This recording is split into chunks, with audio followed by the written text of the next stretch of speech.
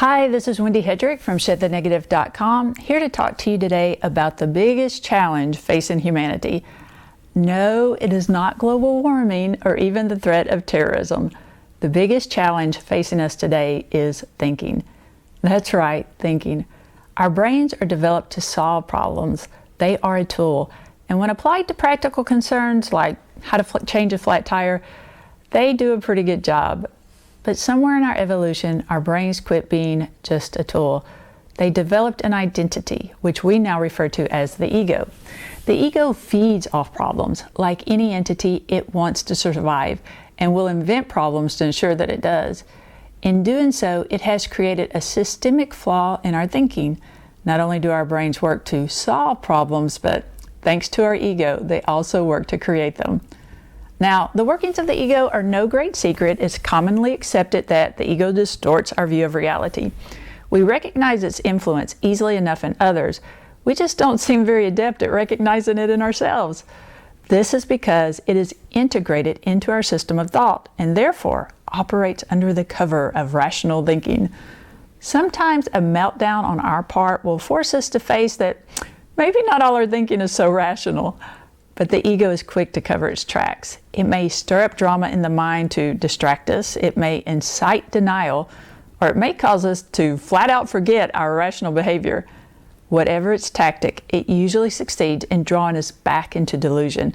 We believe that we are controlling our thoughts when in fact our thoughts are controlling us. If you think I exaggerate the extent to which we are controlled by our ego, consider this. If someone criticizes us, we take it as a threat.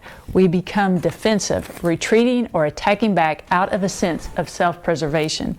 But what is it we are trying to preserve? Criticism doesn't threaten our health or even our wealth. It doesn't threaten anything that is real. It is just a delusion.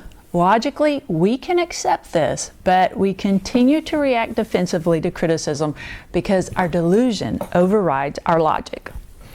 The upshot of having an ego that drives our thinking is that we make a situation worse when we bring our thoughts to bear on it.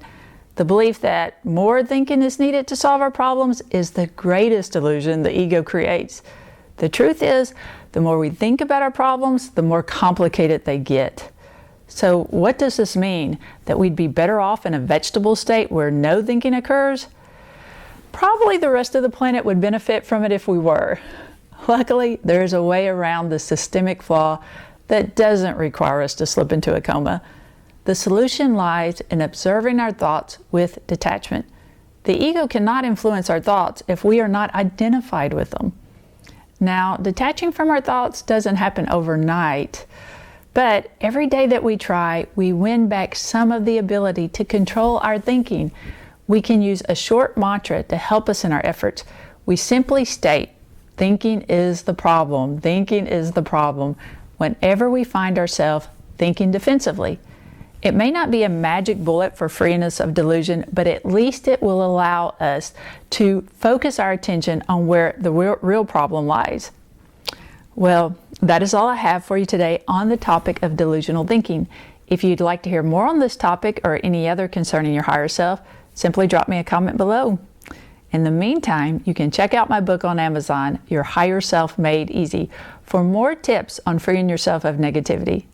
Until next time, this is Wendy Hedrick from ShedTheNegative.com, wishing you happy thoughts.